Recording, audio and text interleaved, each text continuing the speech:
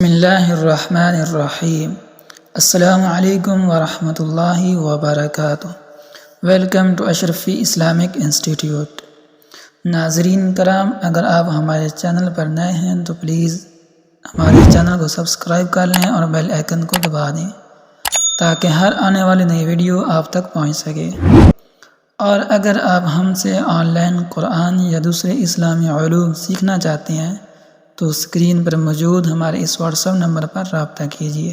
جی تو آغاز کرتے ہیں ہم آج اپنی نئی ویڈیو کا، جس میں ہم آپ کو ایک نیا وظیفہ بتائیں گے، جس میں اگر آپ کو کوئی مشکلات ہیں، پریشانیاں ہیں، کسی بھی معاملے میں اگر آپ پریشان ہیں، اگر آپ کو جاب نہیں مل رہی، بے روزگاری ہے، یا گھریلو مشکلات ہیں، میاں بیوی کے آپس میں جھگڑے ہیں، یا جو بھی ہیں، اگر کوئی بہر کے دشمن ہیں، تو اس طرح کی جتنی بھی پریشانی ہے اس کے لیے بہت ہی مجرب وظیفہ ہے، بہت ہی مقبول ہے۔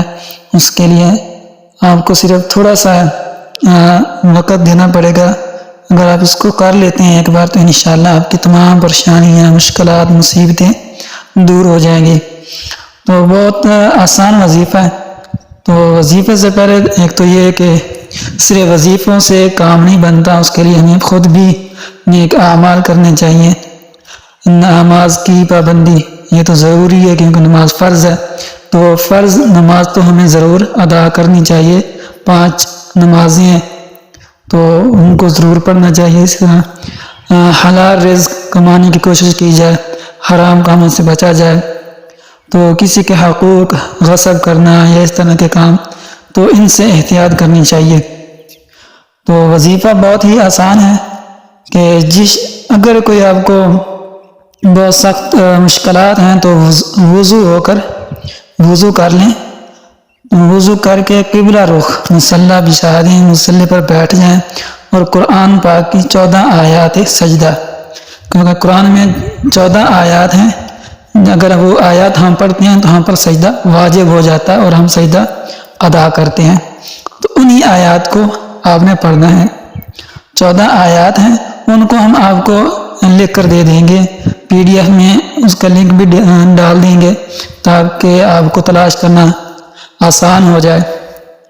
تو پڑھنا اس طرح ہے کہ ایک سجدہ پڑھیں، پھر اس آیت پر سجدہ کریں، ایک آیت پڑھ کر پھر سجدہ کریں، اس کے بعد دوسری آیت پڑھیں، پھر اس کا سجدہ کر لیں۔ اسی طرح 14 آیات پڑھنی ہے اور 14 سجدے کرنی ہے، ہر آیت میں ایک سجدہ کرنا ہے۔ اس کے بعد اللہ تعالیٰ کی حمد و ثنا کریں اور حضور پاک صلی اللہ علیہ وآلہ وسلم پر درود پاک کثرت سے پڑھیں، استغفار کریں، پھر اللہ تعالیٰ سے دعا مانگیں، اپنی حاجات، جو بھی مشکل ہے، پریشانی ہے، کوئی مصیبت ہے تو اس سے چھٹکارے کے لیے، اس کے خاتمے کے لیے دعا مانگیں، گڑ گڑائیں، روئیں۔ تو انشاءاللہ کچھ دنوں تک یہ آپ عمل کرتے رہیں، یہ تمام پریشانیاں، مشکلات ختم ہو جائیں گی۔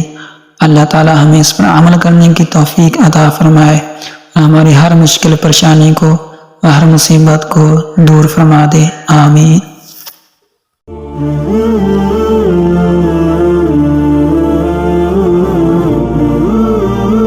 اشرفی اسلامک انسٹیٹیوٹ